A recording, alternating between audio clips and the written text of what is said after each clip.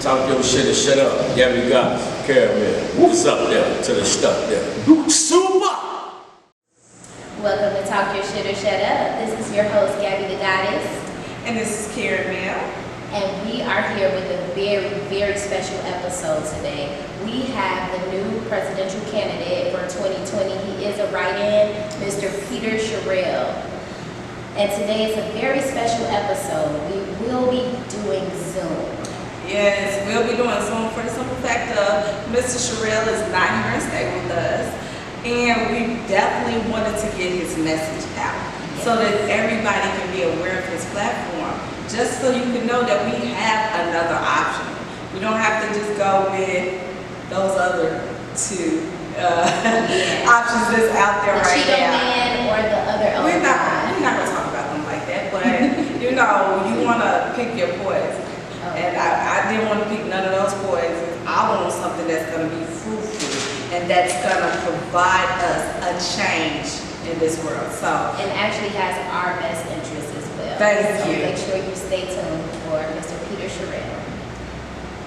So hello, Mr. Sherrill, Mr. Peter Sherrill. Thank you so much for taking time out to speak with us. I am Gabrielle. Yes.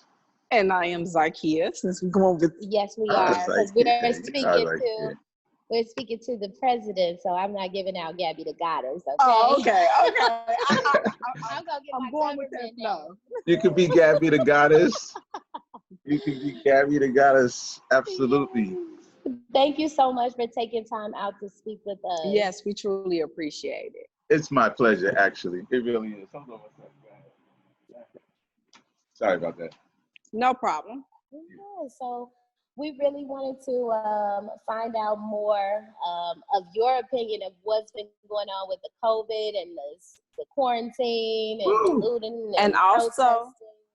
But also we want to talk about your platform because one of my biggest things is if we're going to vote for you, we definitely have to know what you stand for and what we're going to be getting from you if you become president. So we want to really introduce you to the people because there's a lot of people who don't know about you. So we want to make you familiar and let the culture know who you are.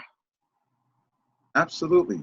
I did a quick Google search on you. I see that you are very, I'm looking and I'm like, oh, this is somebody that we could definitely use. And I'm going to connect on LinkedIn with you as soon as I get off. Yes. Absolutely. You have skills, I see. Instructor also, that is commendable. Yes, thank you. Yes, thank you. That's important. It. You know, and I guess that's one of the more important things is education. Definitely. I am so adamant about education because that's where the breakdown occurs, societal wise, because once you have the breakdown in education, then that's what leads to incarceration. And so there's this direct correlation and with the school system, and it's just interesting of the inadequacies of the school systems and tie that in with illiteracy into I did some research because I was working on I founded a literacy foundation that we're working on getting this 501c3 and you know you really don't realize the correlation. You usually think somebody did something, they go to jail, and you don't connect these dots. But when I found out that 70%, my nephew was in law school, said it's more like 80%, but 70 to 80% of the prison population is illiterate. Wow. I can believe that. I can believe that. So, and they don't read above a 4th grade level. Wow. I can believe that. Exactly. So the decision making, if you don't read above a 4th grade level, the decision making is what is happening in our communities. From those, and it's still every 26 seconds a kid drops out of high school. Yeah. And it's so very sad. Yeah, the other things that we do not know or are really not like 50A and blanket immunity that the police had. The other thing that we don't know is that they look at third grade test scores. And from third grade test, oh yeah. I can believe that. From third grade test scores, they can determine whether or not you're going to graduate from high school. Wow. They can determine, because if you don't, okay, and I'll give you an example. If you do not know multiplication in third grade, by the time you get to fractions in fourth or fifth grade, and dividing fractions and multiplying fractions and inverting fractions, and you don't even know multiplication.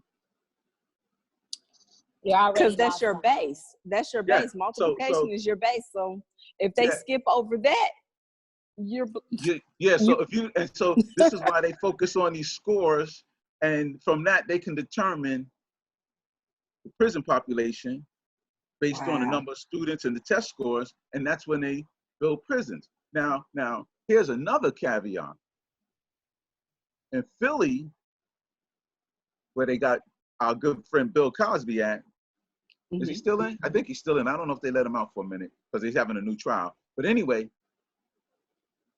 they built a $400 million prison in Philadelphia. Wow. And then they closed, then they closed 23 schools. Yep. So when we talk about social justice and social change, you know, it's more than just defunding police.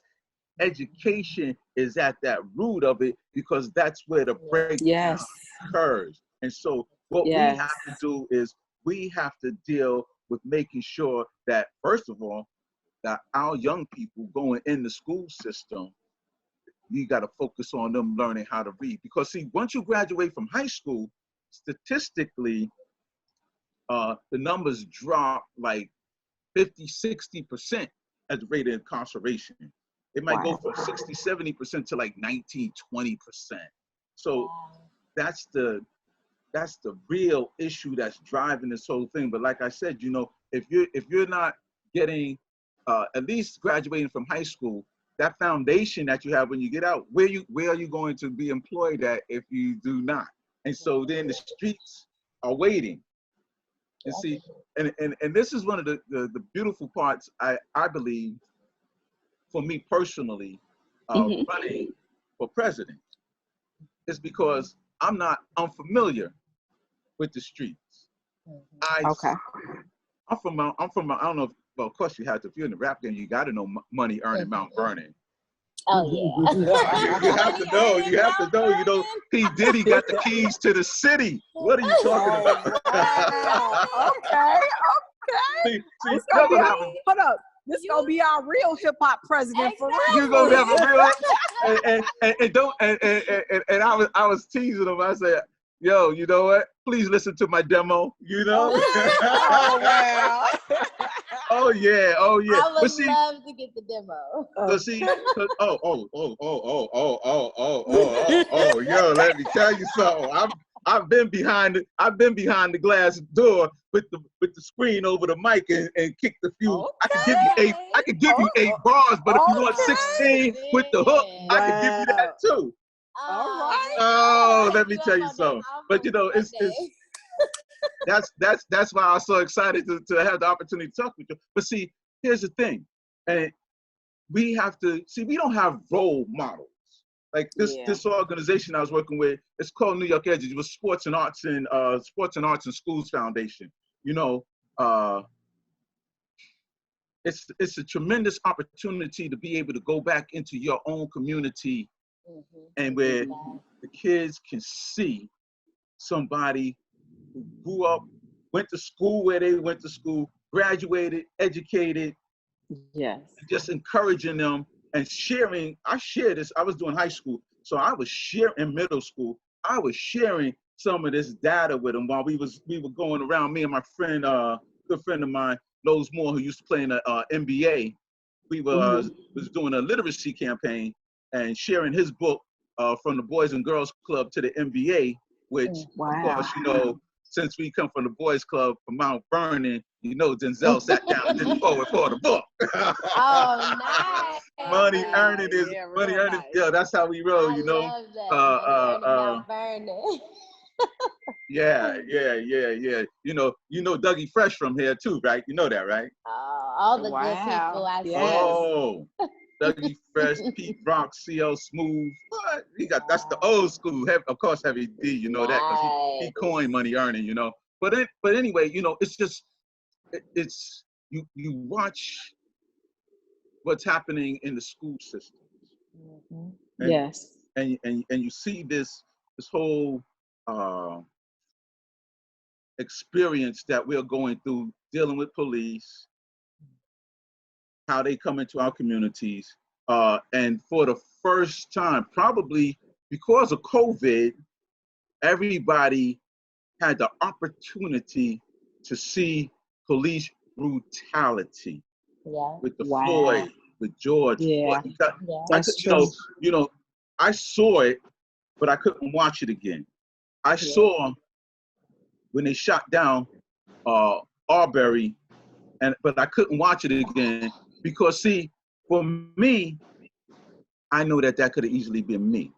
Yeah. I go jogging, you know. I've been stopped by police. There's no black man in America who has not been stopped by the police. Fortunately enough, for me personally, because I worked in Homeland Security and I was Director of Emergency Services. Oh yeah, we got to talk about that too. Oh yeah, you know, because see, what happened with this pandemic is directly tied to Homeland Security, and the lack of response is directly tied into what transpired with this individual saying just being at that level as the Commander-in-Chief and the President of the United States and saying it's a hoax. No. Changed the whole thing. And saying, oh, it'll be gone by April. It'll just go away. When it get warm, you know, and it gets hot out. And so and it's still lingering now. Oh, it's wreaking havoc in this country. Right in now, some of New the York, hottest places. Yeah, New York is quarantining. Can you imagine quarantining 22 states? Because we don't want nobody with COVID coming back here because of what we went through. New York was the epicenter. Not. And the irony about it is that it all started with this one man who lives in the next city from Mount Vernon. And because he worked in the city, he was going back and forth, and then he got sick. And the person who took him to the hospital got sick. The people in the hospital got sick. His family got sick. His family friends got sick. They was at the synagogue. Everybody else in the synagogue got sick. The law firm got sick. And next thing you know, that one person was responsible for several hundred people being infected in New York. And from there, the rest is history. Wow. That's how deadly and dangerous and transmissible this disease is. Now, anyway, so I guess because I've had my own experience with it. I know somebody close up personal who actually had it, but I didn't get it. I got tested. I tested negative for it. But yeah, that person had it. So I've seen it up close and personal. I've seen how terrible it is because at first, a lot of people just thought it was a hoax, thought it was funny, thought it was not real. And I still see people joke about it, and I look at them see. What did you expect? Our leader said it was a hoax. Our leader said that's what happened. That you should use sanitizer and Lysol. Inject yourself with bleach and disinfectant. That's insanity. It's very insane. See, and I posted something on Facebook, and I had certain issues with Obama because I didn't feel as though he did. And I understand the politicalization and what you're dealing with when you're black and trying to do something for your own people, knowing that the country is racist. All right. But see, there's an art to dealing with these. There's an art to how you do that. But, the way he handled Trayvon Martin, I had a real issue. The way he handled the execution of, I can't recall his name right now, in Atlanta during the beginning of his presidency. They executed homeboy Troy Davis in Atlanta, and I was like, and there was so many issues And I remember watching this with my daughter when she was just like maybe in elementary school at this time. But I had her listening to stuff, being aware. And so we was listening to Democracy Now! And we was listening to it, and seeing if he was going to get a pardon from the governor. And we sitting there listening because she was familiar with it. And she cried, man, when they executed him. And it was like, wow. Well, we got a black president. We got a black attorney general. And given all the civil rights issues and the racial biases in that case, you mean to tell me you couldn't stop that? Then why are we voting for you? Why are you here? Because why are you here? That's the main question. See, because when you work in government, and Trump never worked in government, so he don't even understand how it works. Like, and I knew that because I spent most of my life in corporate America, and then after I left from corporate America, and I was involved in the Texaco racial discrimination lawsuit. Woo! That's enough. But yeah, that's a whole nother show, huh? That's a whole nother show.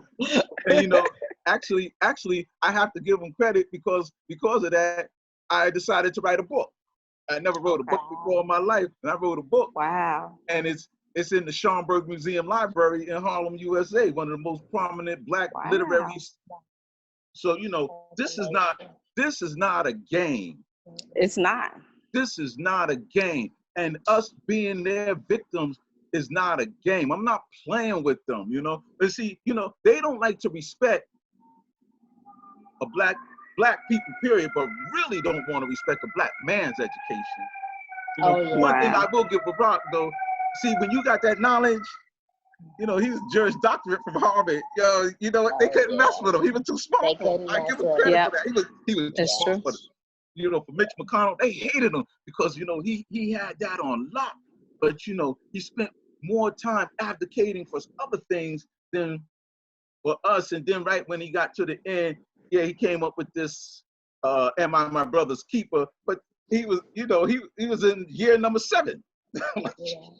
He definitely got that education, but maybe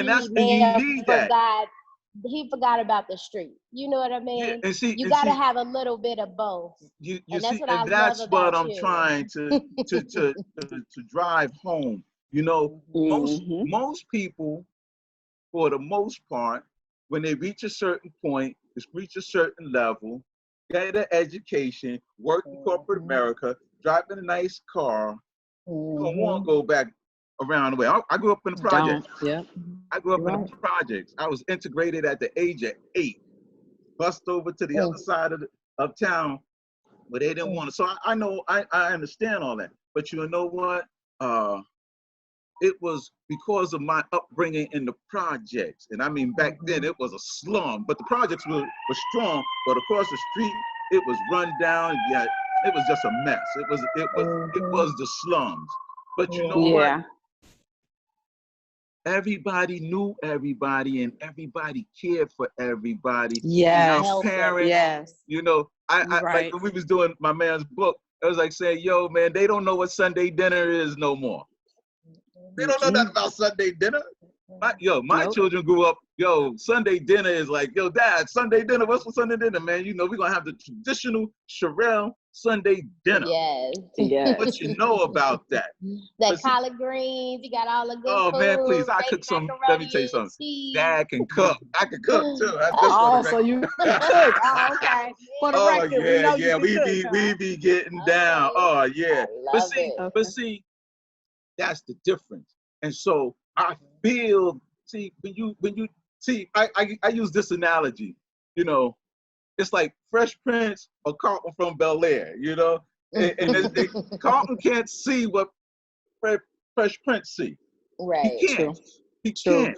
And I know Obama, as much as he wanted to connect and all like that, but you gotta be from it to be of it. Exactly. And that's true. And it's something, what we got to start realizing is that there's something sacred in growing up, and not growing up per se in the hood, but the camaraderie. And the struggle. Well, you know what? The struggle will make you or break you, in survival of the fittest and being strong. It's, But there's time. It's time for a change now. Because see, it definitely is. This environment that they keep us in, that they are compelling, and the fact that the school systems are horrible. Yes, they are. I'm like, I was saying to my good friend the other day, I said, when we was graduating from high school, we didn't have to take no 5 regents to graduate from high school. How you have to take 5 regents? You fail one and then you don't go. How discouraging is that? So there's going to be like a total, my agenda, and one of the things is there's a total overhaul of the education system. Now, see, which it needs. I can't go into detail right now what that is, because see, they would love to know exactly what I'm going to do. But I learned enough in politics that they don't have no plan, so they're looking to steal your plan because they don't have a plan. But see, I know what to do for education. Okay. Because I've been involved in the school system. I watch the school system. I know exactly what they do. And also the economy. I was an economics major. Okay. Then after 35 years, I went back and got my master's in public administration to go along with my background in homeland security. I trained like none other. I got certificates in weapons of mass, etc., and trained with first responders from all over the country, police and everybody. So when police stop me, I don't get nervous. I just say, gentlemen. And they be like, who is this? Because they're not used to being addressed like that. Gentlemen. Of course not. Yeah, because see, I had the opportunity to train with them, and actually in my position, and I was sharing this. Who was I sharing this with the other night? As director of emergency services, on the interview I did yesterday with Miss Washington, I said technically in my position, the only person I had to report to was the mayor.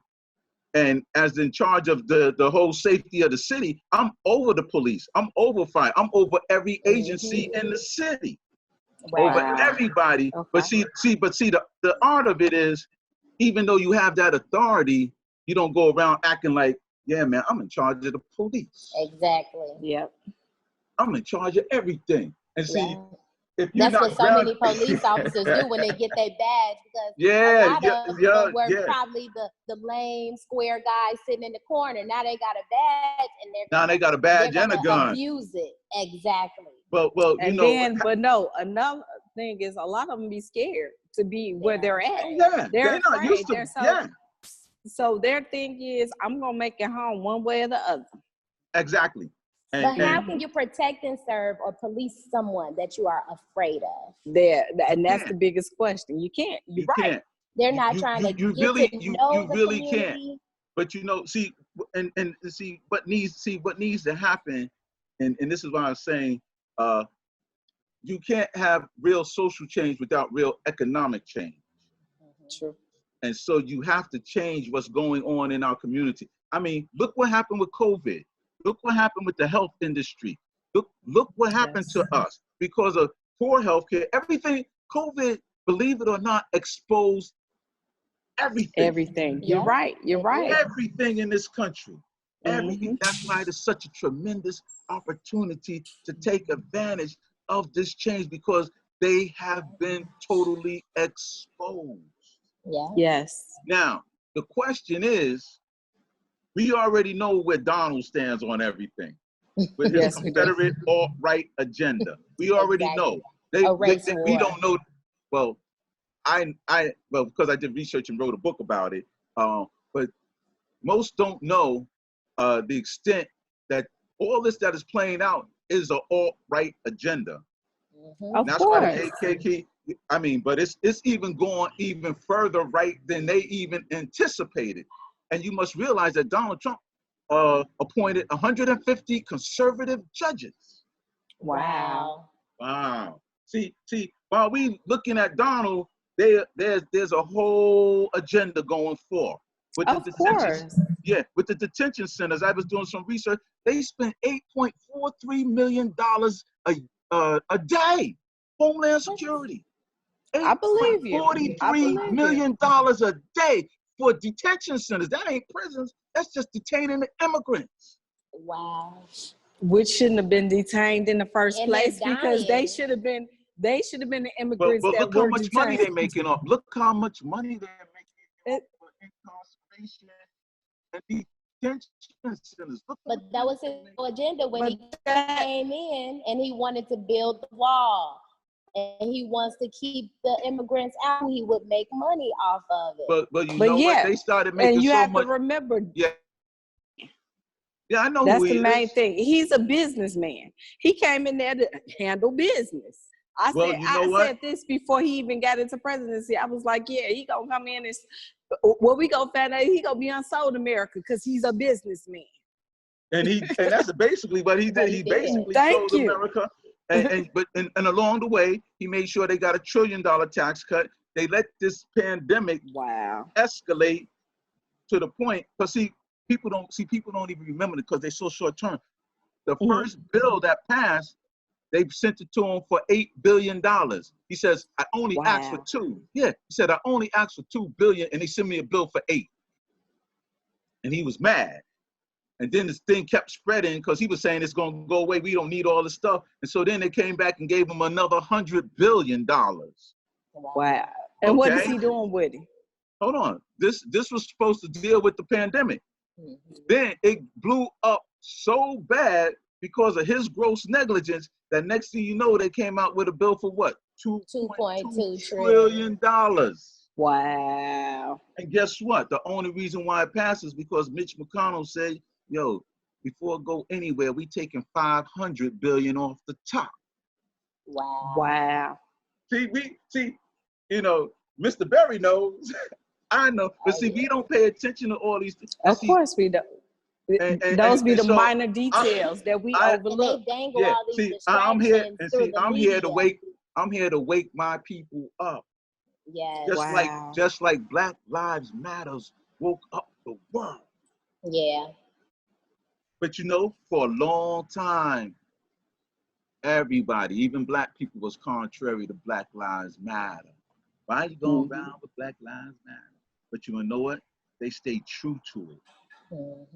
They stayed true to it. And now these boys running around shooting themselves like crazy, and they almost unraveling everything that Black Lives Matter accomplished. It's doing, And so, like they defunded the main task force in New York City that deals with getting the guns off the street. So if you're in the task force that dealing with getting the guns off the street, you rolling hard every night.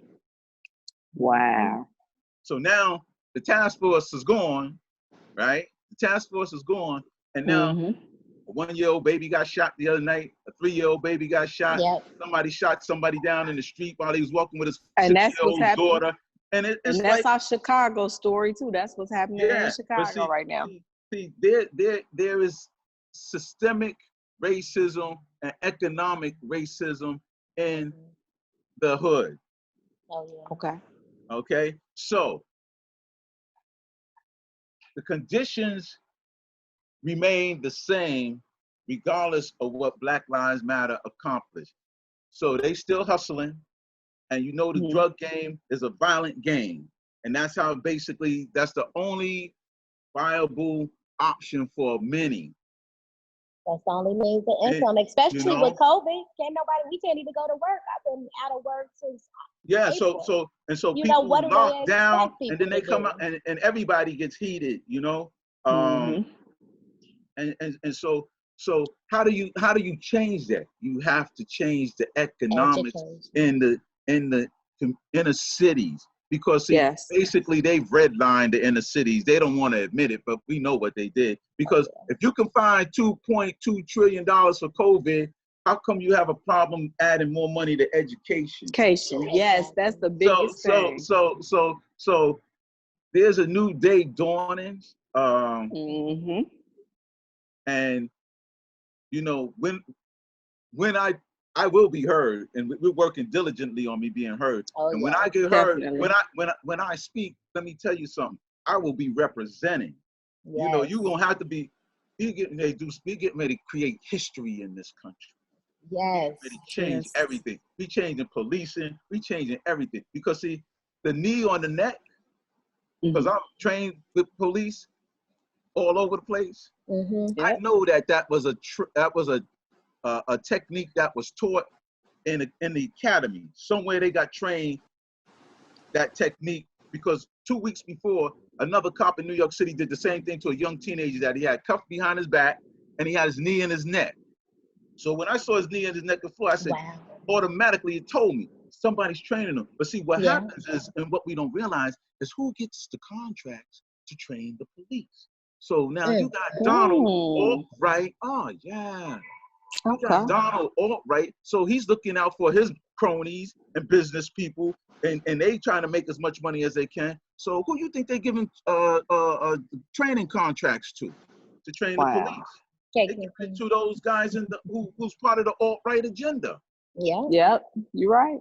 And so the alt-right, as far as they're concerned, man, lynching us is should have never.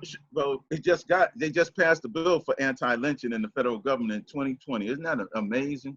And they've been doing this for centuries.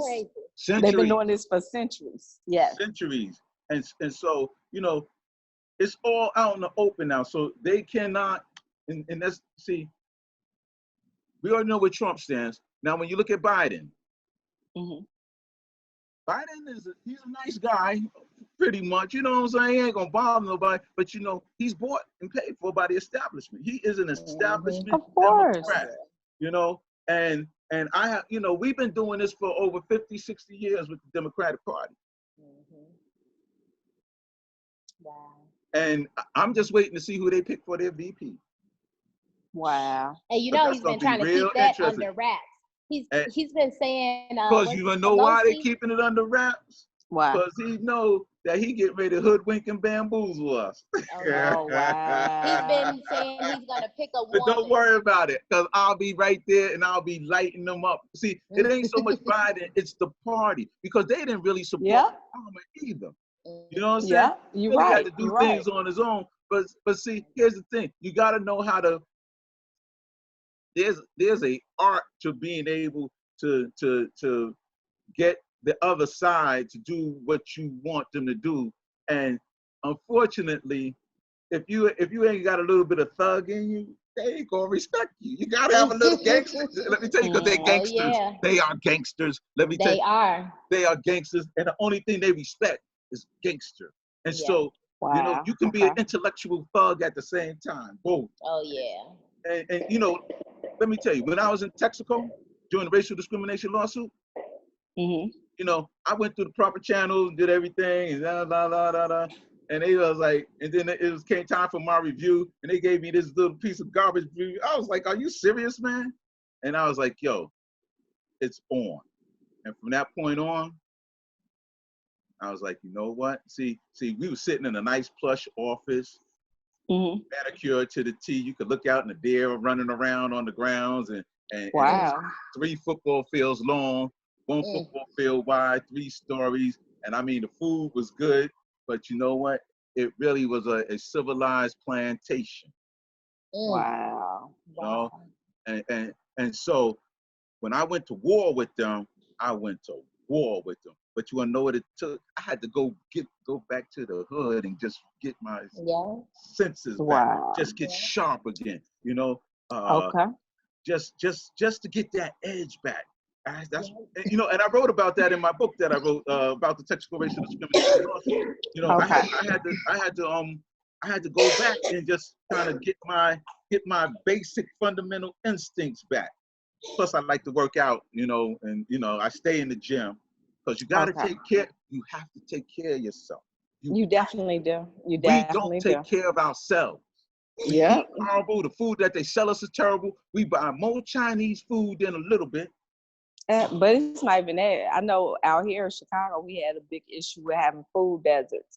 And that's one of the scary things when they went back to looting and rioting, because there's a lot of places that haven't rebuilt, you know.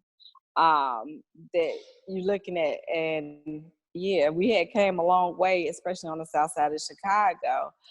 But a lot of those resources now are either they may be coming back or they may not, because some of them haven't even attempted to start because the process. A lot of them never received any money from the stimulus, because most of the major corporations and dollars people took that money that was for small businesses. True. They did. Wow. I mean, They're vultures. They are definitely vultures. They don't care about nothing, and they don't care about anybody. But see, it's time for a real change. Yes, it's definitely time for a real change. It's time for somebody who understands all facets of life and economics and the situations and criminal justice. Because if you don't understand those things, you don't know how to change those things. You can say, oh yeah, I'm for it, but what are you going to do about it? And so I guarantee you, you will not hear anything. They'll be like, yeah, Black Lives Matter. And we'll accept that, thinking that they're going to do something and change the economic system. But then when they get in office, it's a totally different ball game. And then they'll be like, well, I can't get the Republicans to sign off on the bill for this. And if you notice, when Obama was president, and see, this is how strategic they are. For all 8 years, and you have the Republicans in control of the House and the Senate for all 8 years of his presidency. How is that? Right. Why was not the Democratic Party pushing out people to go vote like never before after the general election? These things are important. And so I encourage people to vote, but now I'm like, that I'm doing this unprecedented historical write-in vote. I'm like, you know what? Yes. Shutting down. Because see, you're not beholden to anybody. And at the end of the day, the people make the decision. So they definitely do. Yeah, if you're sick and tired of your vote being taken for granted. Yeah. I should. I should. Yeah. I should. Yeah. I knew you Let were me tell going you to something. say that. I should. I know how to do this. And if you're sick and tired of Russia interfering in our elections, or if you're just sick and tired of bailing out Wall Street. Yes.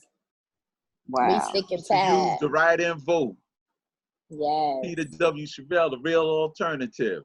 Let me ask you this, Sherrill, right quick. Hold on, Sherrill. Just real quickly. Was you shaking in your boots when Kanye had announced he was coming? And let me tell you something. I wasn't worried about Kanye even a little bit. If you would have seen my post was kind of hard. Oh, I wrote something about him in my book, my last book.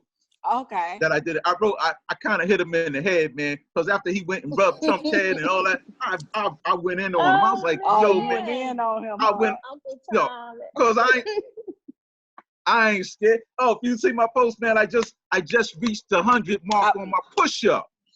I love it. Wow. 100 straight. That's for my boys. That's something, because, they got to stay strong. So imagine they'd be like, yo, we got a president that could do 100 straight. Respect. Exactly. Yes.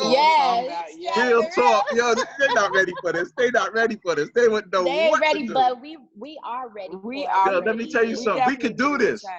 We can really do this, and it's going to be fun. We can do it. Because we ain't had nobody to represent us since Martin Luther King.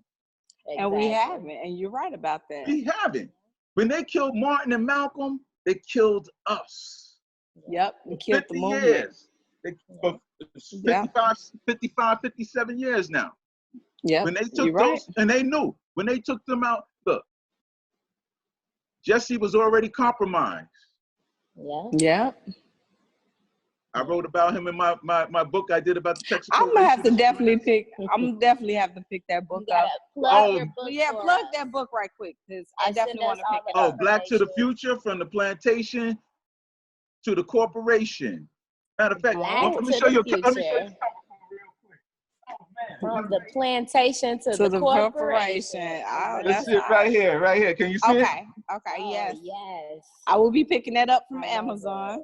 Yeah, this is the book right here, boy. This the and the irony, I never wrote a book before in my life.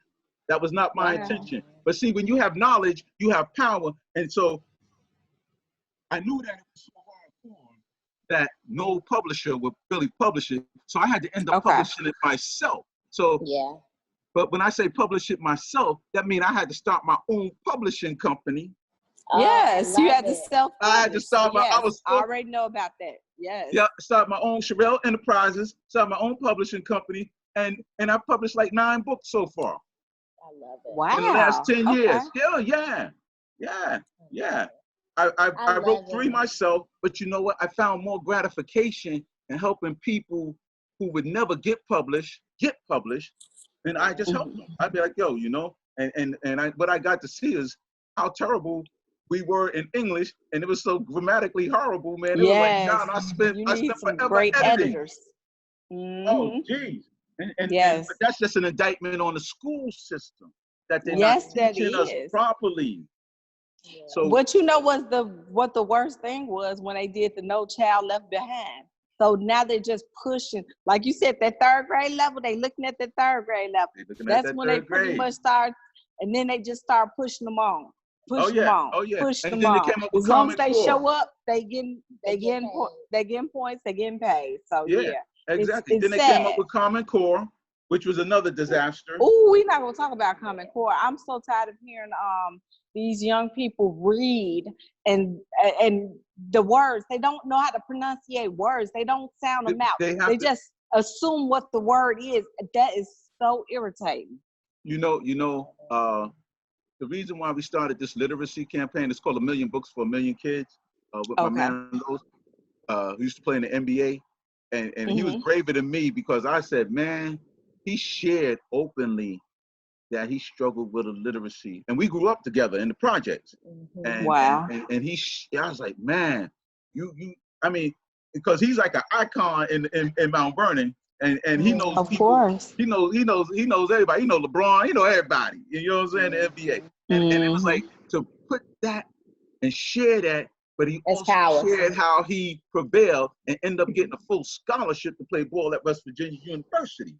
That's powerful. So, but he had to go back to basic phonetics. And so if that's what you got to do, then that's what you got to do. You're an educator. If you got to take them back to where they are. But that's what they hadn't done even in high school. And by me teaching, I teach college level. It's bad. When I have some students come in who's reading like that, and it's like, I need you to sound out the words. They don't even know how to sound out the words. Oh gosh, yes. Yes, it is. It's unbelievable, and that's where you know what? They know that this is the case scenario, all right? And so they know that these individuals are not graduating from high school.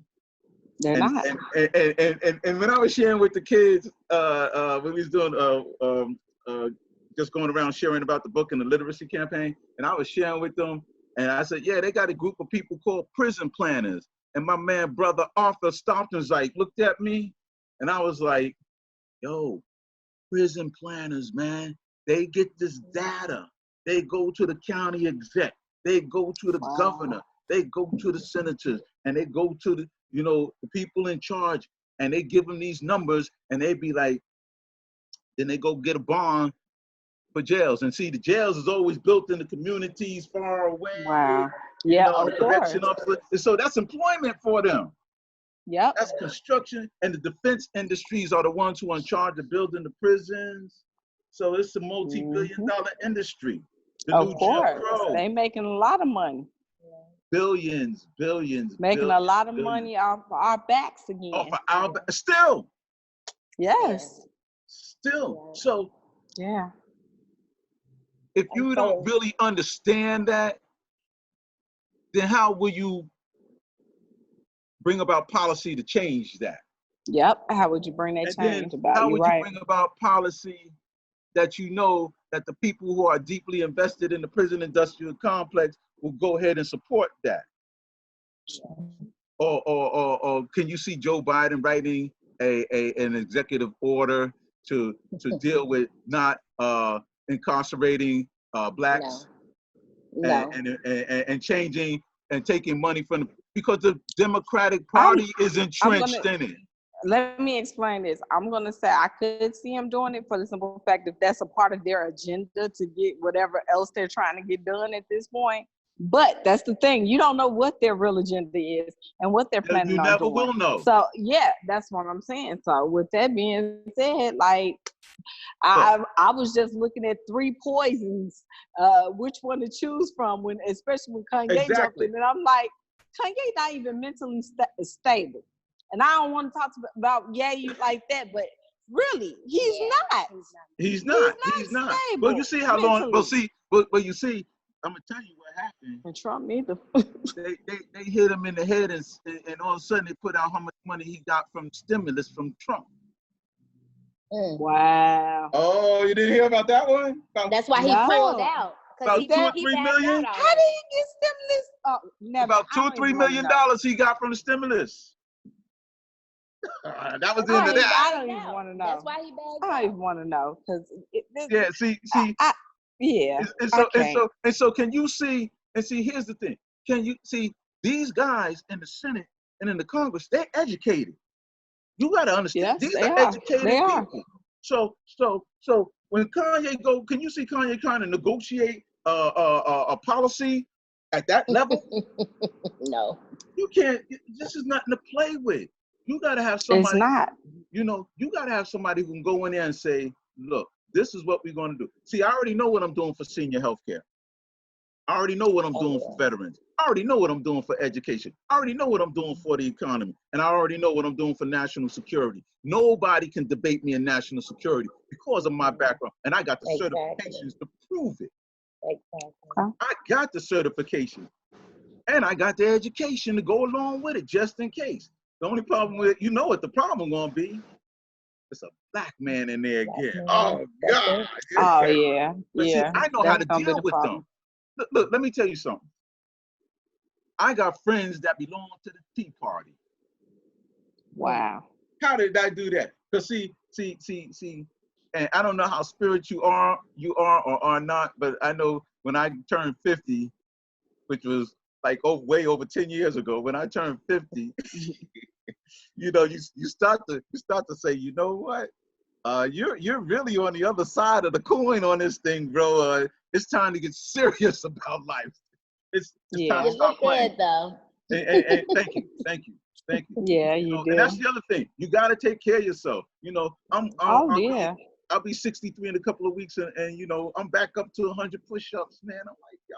That's amazing. And that's a blessing. You keep on doing it. It's a blessing. But see, when you're being blessed and God tells you to do something, yeah, I'm getting ready to share with my men's conference call tonight. Oh, I got something for them, man. I'm gonna hit them so hard in the head they ain't gonna even tell me.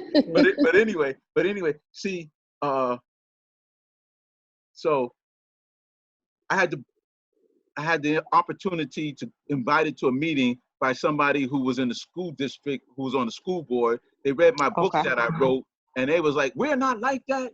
I'm like, "Yeah, y'all are like that. You're a bunch of racists." It's like, you should come to one of our meetings. You know, we're not like that. And I said, all right, I'll come.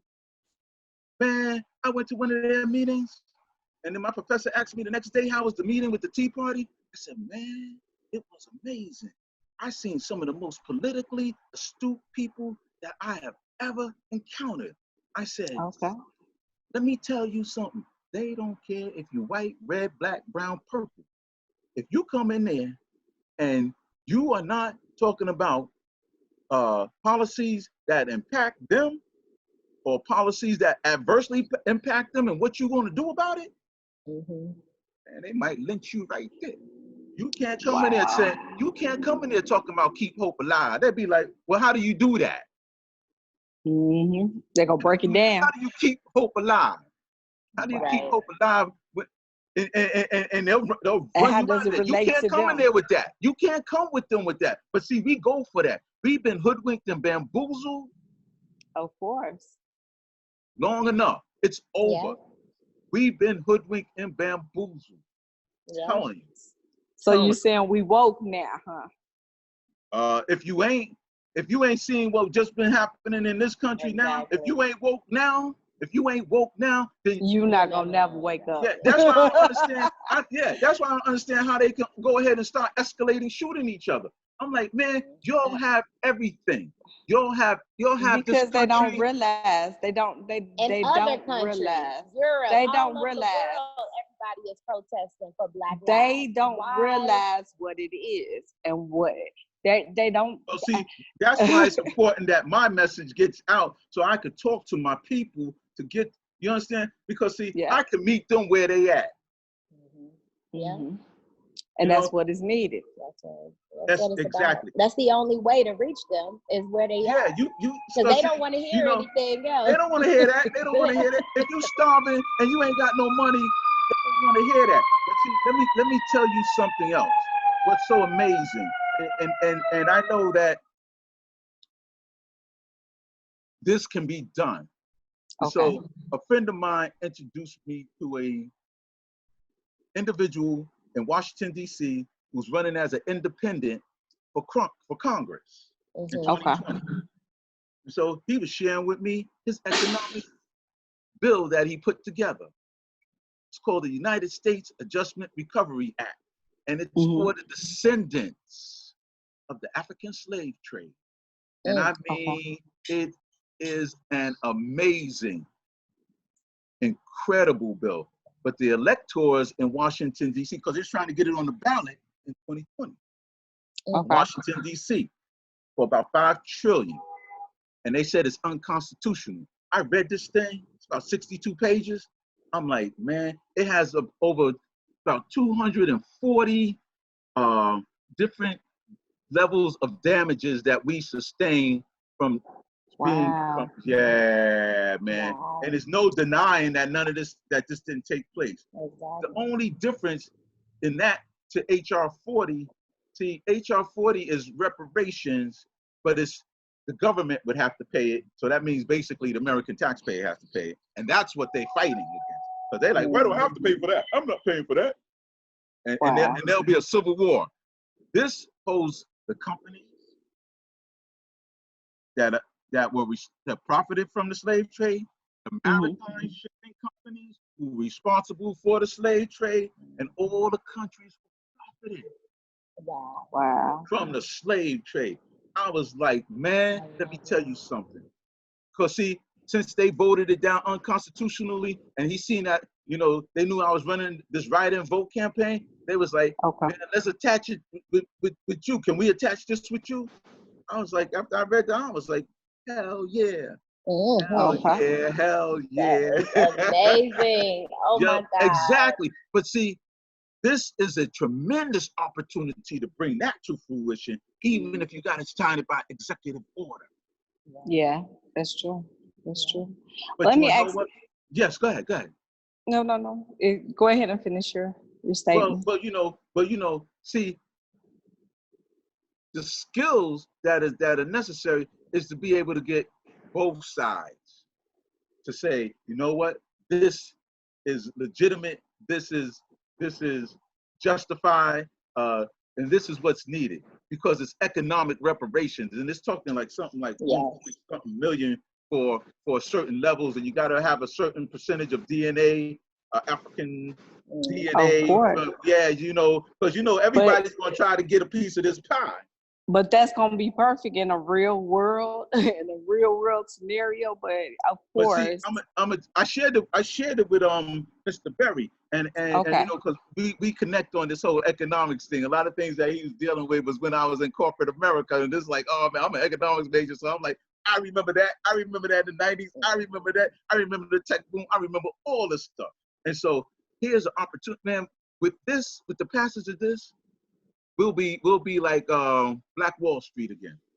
Oh yeah. And that's what we need. That's definitely what we need. You know what? It'd be like, let me tell you, the amount of money that really is owed us, we can just go ahead and say, you know what? Just give us this state, this state, this state, this state, or we'll just buy it. It don't matter. It doesn't matter.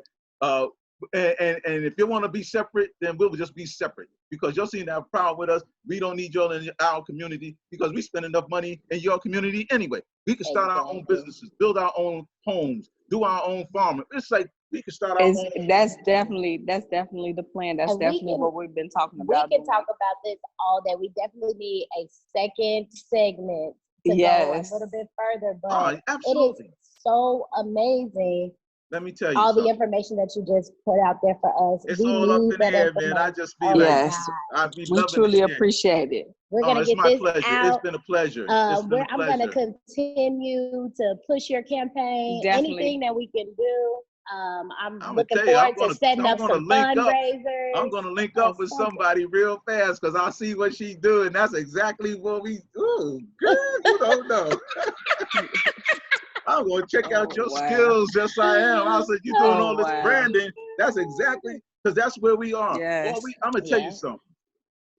We are it's two ways that this is. Well, yeah, we need to just keep getting the message out. But one, celebrity endorsement, you know what I'm saying? We would go to the moon, you know. Oh yeah. I don't really want to impose on Denzel because you know it's political and you don't really want. But if he sees enough of us, then he'll be like, oh, I can get my man Lowe's because you know him and Lowe's were going to go on tour and start speaking before the COVID. They was going to A.R. Bernard, T.D. Jakes, and they was going to be speaking together in that whole arena about you know your spirituality and getting your spiritual life together. Exactly. Of course, you know, of course. So but you have to get that younger generation too. So that's gonna be the push. But exactly. They have to understand the importance. But see, you know what the problem is? See, it's not that they don't want to vote. They tired of voting or hearing about voting, and ain't nobody doing nothing for them for the last. And nobody doing nothing for it. And you're right about that. You're right about that. How you gonna vote for somebody? And that's what's the beauty of the Write In Vote campaign. See, we're not gonna stop. This is showing you that you know what? If you don't want that person and you don't want that person, get your own person. And that's true. That's true. Get your own person and let them know that you're not going to stand there and just accept anybody, any judge, anybody that you bring up for election. Not going to settle for this. We're not selling because you know what? They get in the office and they don't do nothing. I seen it. I was in government. And it's time for that change. It's definitely time for that change. It's time. So it doesn't matter what happens. It's all it. You know what? When I watched them march on Michigan, I was so infuriated. But see, at first I didn't realize it, but then when I enlarged the picture, I saw these dudes. I was like, yo, they got AR-15s. I was like, how you go storm a Capitol with AR-15s? I was like, if that was us, oh, we would have all been dead. It would have been a wrap. I was like, and there it is, y'all. You're seeing it for you, and it was like, you know what? You get to see it firsthand, y'all. Oh, yes, definitely. Hold up. We've been seeing it over and over and over and over and over again firsthand. And we're tired of it. So that's why it definitely needs to be a change, some type of transformation happening. And we appreciate you. Yeah. Let me just say this last thing with you, because I tell you, I got a whole bunch of stuff in my brain. You know, yeah, my mind's my 9, my pen's my Mac 10. Yeah. Look, Biggie, what you don't think I don't know? I told you, this gonna be the real hip-hop. But you know what? When the brothers went to Cleveland and did what they did in Michigan, the police chief called the mayor up and said, "Man, we got to get a temporary restraining order for the Second Amendment, man, because these brothers is up here with guns." Why we gotta have a restraining order and cancel the Second Amendment when we got guns, but it's all right when they got guns and they yelling and screaming in police face. Yep, you're right. Now, they didn't do if we would have did that, because it would have been a whole issue. We are unarmed, we are handcuffed, and they still beat and kill us. Yep. And they have weapons. It's over. It's over. But see, you know what? And I'm gonna tell you what the Republicans are going to do, because it's already happening. They're starting to have Blue Lives Matter against Black Lives Matter, and they just can't deal with the fact that Black Lives matter. Yep. They really can't. And so, but they've been coming up with that All Lives Matter. That's been the biggest thing. Yeah. I talked about that too. Yeah, All Lives Matter. Yeah. Ooh. Oh, now it's All Lives Matter. But see, what is happening is, so Donald is like, I'm with law enforcement. So now you're going to have that whole segment going with the Republican Party, and this is how they're going to start siphoning away the voters from the Democratic Party, because they're going to go with the law and order. Because see, that's first and foremost. National security and law enforcement are the top two things that they fund in this country. The Pentagon got $1 trillion budget. And I said, well, you know what? Ain't gonna be no unemployed vets in my administration and no homeless vets. I'm like, you know what? Okay. I'm gonna take $100 billion off that $1 trillion. People don't know what $1 trillion is. It's $100 billion. Billion, So I'm gonna take 100. I'm gonna take 100 billion, and you're gonna make sure that you take care of veterans. Yeah. I said, if you want to steal that, you can steal that, because that means you're gonna steal it and take care of the veterans. Yeah. Yeah. So we get ready to go to war, and they can't even begin to deal with where we are. But you wanna know what? We have to do this, and if it doesn't do anything but wake us up, because see, I'm not gonna stop talking about that United States Adjustment Recovery Act. I'm not going to stop talking about it. I'm not going to stop talking about the disparities in income. I'm not going to stop talking about education. You can't stop talking about it, because we need it. We need changes. Yeah, and I'm gonna be their worst nightmare either way. Yep, and just know we got your back. We love what you're doing with the literacy program, and you said you had a youth program for arts and sports, like everything that you're doing for the youth and your whole campaign. We are behind you, and it is time for a change. We appreciate that. I appreciate that. It's been an absolute pleasure having this conversation. It's so refreshing to see that there's a level of awareness amongst my people. Definitely. Oh, and with that being said, where can they follow your campaign at? You can follow me on Facebook at Peter W. Sherrill, or you can follow me on Peter W. Sherrill 2020 on Facebook and Instagram. But really, go to Unite and Write Sherrill2020.com. Yeah. Okay. And that's the website. And my election manifesto is there. My presidential declaration, my Homeland Security certifications. Okay. Definitely put it out there, because that's what people need to know, so they can do more research and know more about you. Absolutely. We appreciate your time. I appreciate your time. Yes. This has been a wonderful experience. Oh my God. Have a great day. And we will be reaching out to you really Yes, soon. we will. Thank Send me a demo. Let me hear some bars. Send me a demo. I got you. It's a pleasure, y'all. Yes, indeed. I appreciate you too. Thank you very much. Thank you all so much for tuning in to this episode of Talk Your Shit or Shut Up.